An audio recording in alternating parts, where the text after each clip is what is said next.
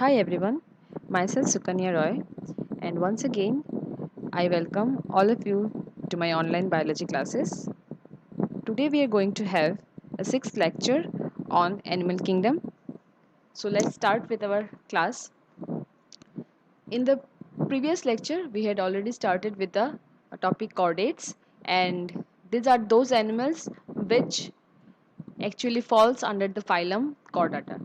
So phylum Chordata is the most advanced phylum containing of all the animals which are most advanced in all terms in the entire planet. Okay, so the animals which comes under the phylum Chordata, they have notochord present in them, at least during a particular stage of their life, or the notochord might be present in their body all throughout their life.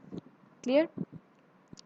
So the animals which have notochord are termed as chordates, and they falls under the phylum Chordata. So in this lecture also we will be continuing with the different organisms under the phylum Chordata. So in the last class we had already seen that the phylum Chordata can be broadly divided into three subphyla. The first one was Urochordata or Tunicata, the second one was Cephalochordata, and the third one was Vertebrata. In the last lecture, we had already discussed about the Urochordata and the Cephalochordata in details. In this lecture, we are going to discuss about the subphylum Vertebrata in details. Okay. So, the subphylum Vertebrata possesses notochord during their embryonic period, which is then replaced by a structure termed as vertebral column in the adults. Now, what is vertebral column? It is a specialized structure commonly termed as backbone or spine, and the vertebral column has a protective function in the different types of vertebrates. So, they actually help to protect the spinal cord, which is a very delicate structure of the central nervous system, which passes from within the vertebral column. Okay, and it also helps to maintain a proper axis of the body of the vertebrates, and also provides flexibility to the vertebrates. So the vertebral column is a very important and specialized structure of the subphylum Vertebrata. Clear?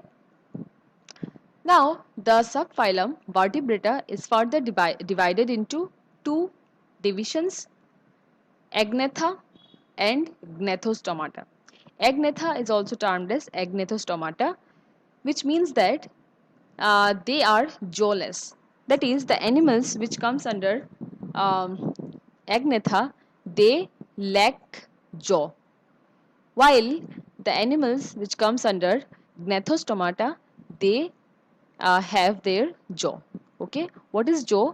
Jaw is nothing but a bone which holds the teeth in case of the different animals. Now, in our body, we're having two jaws, okay, an upper jaw and a lower jaw. So both the jaws actually holds the teeth, but the upper jaw is generally immovable, that is we are not able to move the upper jaw, while the lower jaw is movable, that is we can move our lower jaw, and it also helps us to talk. Clear? So the animals which lacks jaw comes under agnatha or agnethostomata, while the animals which bears jaw comes under the agnethostomata. Clear now? Now see, here's a chart showing the different divisions under the subphylum Vertebrata. First of all, it can be divided into two broad groups, Agnatha and Gnethostomata. Agnatha, already I have said that these animals lack their jaw, while the animals under Gnethostomata have their jaw. The Agnatha, in turn, has one class under it, and it is termed as Cyclostomata. Clear? While the Gnethostomata has two superclasses. The first one is Pisces and the second one is Tetrapoda. The first superclass, the Pisces, are the animals which bear fins, which in turn help them while swimming, and the superclass Tetrapoda uh, consists of the animals which bear four limbs or four appendages. Here tetra means four and poda means feet or appendage. So the animals which bear four limbs are termed as, or actually falls under, the superclass Tetrapoda. Now the superclass species can again be subdivided into two classes. First one is Chondrichthyes and the second one is Osteichthyes. Clear? While the superclass Tetrapoda can be subdivided into four classes. Number 1, amphibia. Number 2, reptilia. Number 3, aves. And number 4, mammals. So in today's lecture, we will basically deal with the Agnatha, that is the class Cyclostomata, which comes under Agnatha, and we will also deal with the first superclass, that is Pisces, which consists of the different types of fishes. And clear?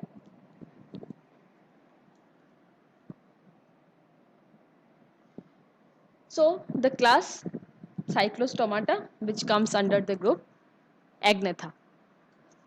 These are termed as circular mouthed fishes. Why? Because cyclostomata, cyclo means circular and stome means mouth. So the fishes which comes under this actually have circular mouth, and so they are termed as circular mouthed fishes. Now they are ectoparasites on some fishes. What do you mean by the term ectoparasite? Now parasites are generally of two types, ectoparasites and endoparasites.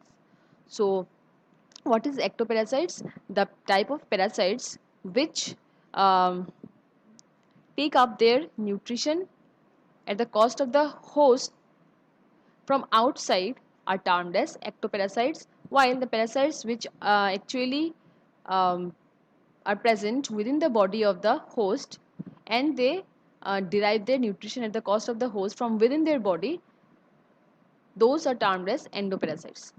Now, these cyclostomes are actually ectoparasites, and you can see here this one is a example of a cyclostome or a fish which comes under the class Cyclostomata, and you can see that it has attached itself to the body of the host, which is a fish here. Clear? So they are ectoparasites on some fishes. They have sucking and circular mouth without jaws. Now obviously as they comes under Agnatha or Agnathostomata, so automatically they will lack their jaws, so they are without jaws, and they are having circular mouth, hence they comes under the class Cyclostomata. Now let us have a look at their circular mouth structure. Now it is a example of a fish which comes under this class, okay, and the anterior part, that is the head portion of the fish, is shown here. So you can see here the mouth is depicted, which is nothing but a circular structure, okay, and can you see these structures? These are nothing but the suckers, okay, which help these parasites to get attached to the body of the host and derive their nutrition easily. Clear? So they have a sucking and circular mouth without jaws. You can see here there is no jaw. Okay. Next, their body is devoid of scales, that is, they lack scales in their body, and the gill slits are present for respiration. You can see here the gill slits are present, which helps them in respiration. Okay. Next, their vertebral column, which is present, and it is cartilaginous in nature, that is, it is not bony. Okay, it is cartilaginous and composed of cartilage. Now here is a diagram where you can see the different parts are given here. So it is a circular mouth which have some suckers. These are the external gills or the gill slits which help them in respiration. Okay, then these are the fins, dorsal fin, this is the caudal fin, okay, and Within these animals, the circulation is of closed type. That means within these animals, they have the blood vessels, and the blood actually flows within these blood vessels, and the blood is not exposed in the coelom. As a result, it is closed within the blood vessels, and so the circulation is of closed type. Clear? They are marine. All the animals under this class are marine, but they migrate to the fresh water for spawning. Spawning means laying of their eggs. Okay, so while laying eggs, they migrate to the fresh water, and there they lay their eggs. But generally, they are marine and are present only in the seas and oceans. Clear? Some important examples are petromyzin and myxine. Just try to remember the names. Okay. Now let us move to the Gnathostomata, and the first superclass under the Gnathostomata is the Pisces. That is, from now onwards we will study about the animals which will have their jaws. Okay. Now the first class under the superclass species is Chondrichthyes, and the second class is Osteichthyes, which we will study afterwards. Now the class Chondrichthyes consists of fishes which have the endoskeleton or the skeleton made up of cartilage, and so they are termed as cartilaginous fish. Now let us have a look at the important characteristics. They are marine, okay, and they have a streamlined body. Such type of a body is termed as a streamlined structure, where the anterior and the posterior ends are tapering and the middle portion is broad. Clear? So this is a streamlined body, and it's a very like essential or helpful uh, structure which helps the fishes to swim very easily and like in the water. Now, okay. So they have endoskeleton which is made up of cartilage, and so they are termed as cartilaginous fishes, and they fall under the class Chondrichthyes. Okay. Next, their skin is very tough, or they have a very rough skin with characteristic scales termed as placoid scales. So the fishes which belong to this particular class, Chondrichthyes, will only have a characteristic type of scales termed as placoid scales. The placoid scales are not present in any other fishes of the other type of classes. Okay, so it is only present under the class Chondrichthyes. And what is a placoid scale? You can see here a diagram is given.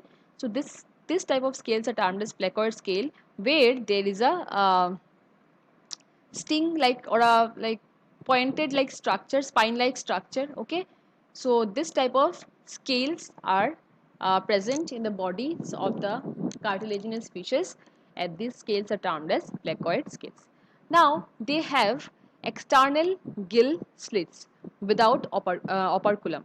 Now you can see that what is operculum? It is a bony cover which generally covers the gills, okay, and protects them. Now, in such types of fishes, they actually lack operculum. So, operculum is absent, and the gill slits are external. That is, they are present externally. Can you see here? This slits or spaces are termed as the external gill slits, and they lack operculum. So, gill slits actually help them in respiration. Next, they have a very strong and powerful jaw, and they are generally predators. Now, predators are those animals which actually prey upon other animals. That is, they kill other animals and feed upon them. Okay, so the very powerful and strong jaws of the cartilaginous fishes makes them a very powerful predators, and they can easily prey upon the other animals. Okay, the next point is air bladder is absent. So what is air bladder? It is a specialized structure which remains filled up with air and is present generally in the fishes and other aquatic organisms, uh, which in turn help the animals to like makes the body weight lighter, as a result of which it helps the fishes to easily float in water.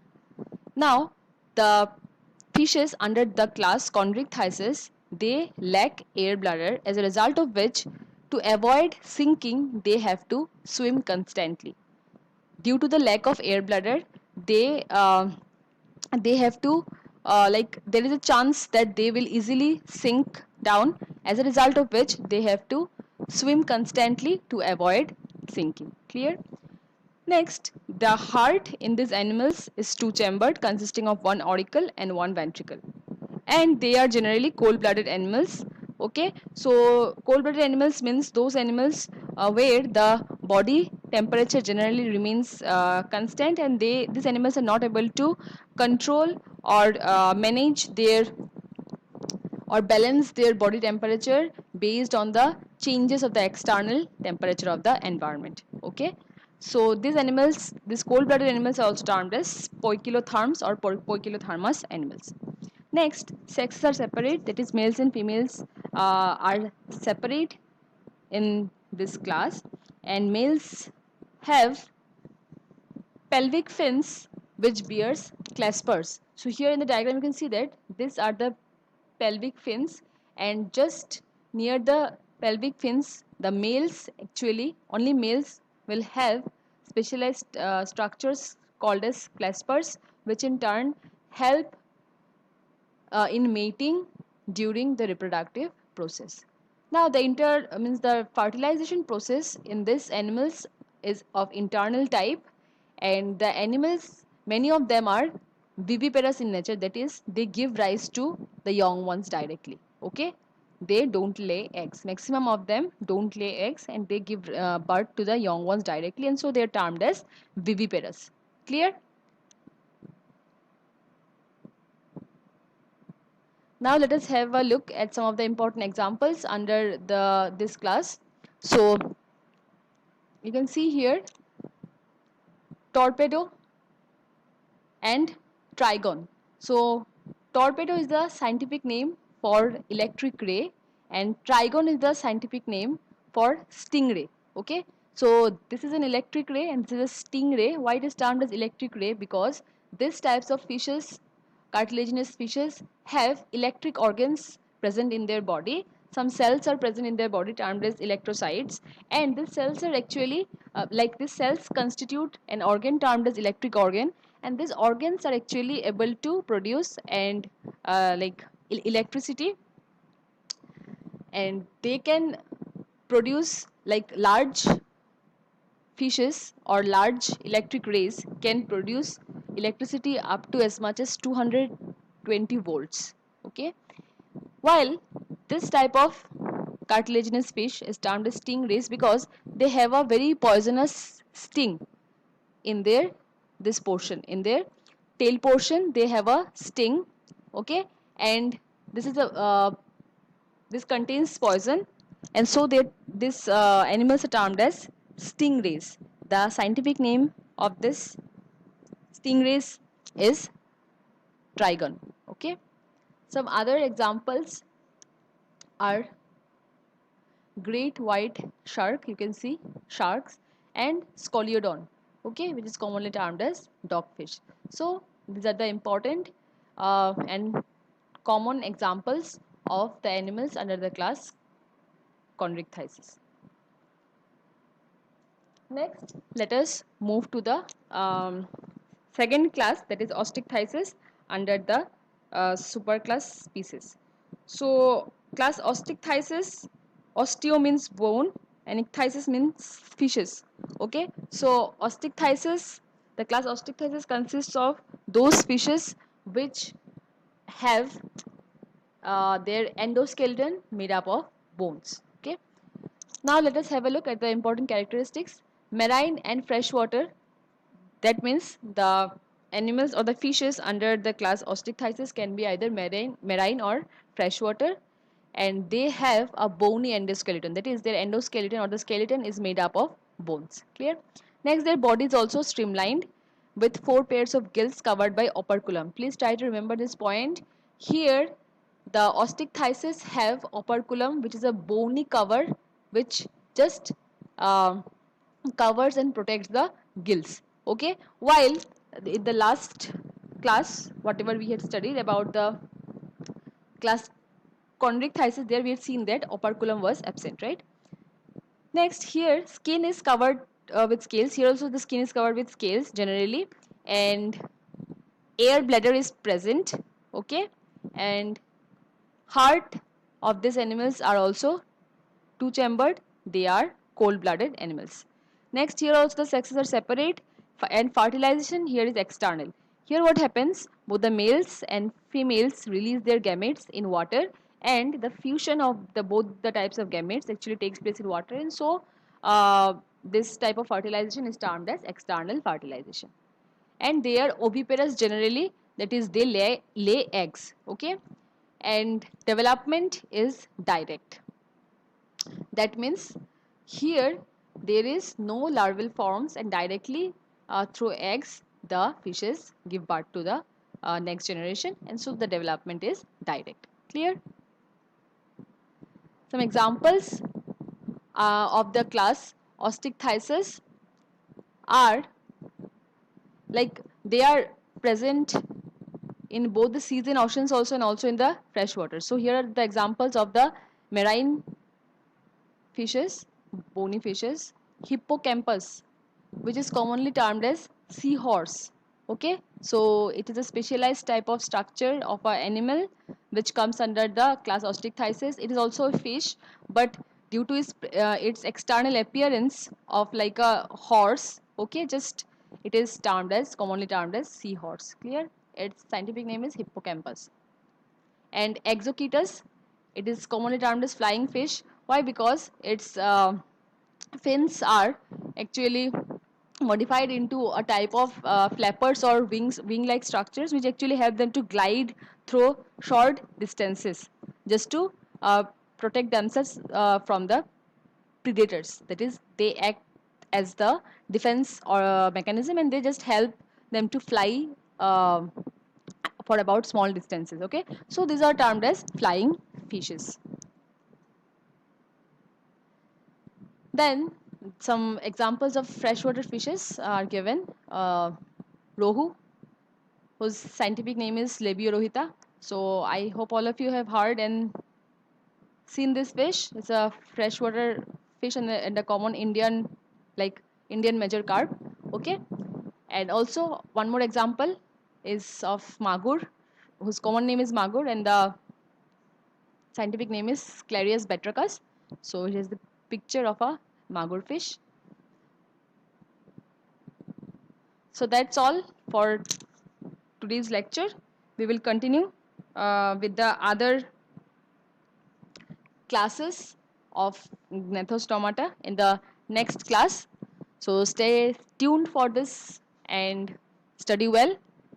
And thank you everyone.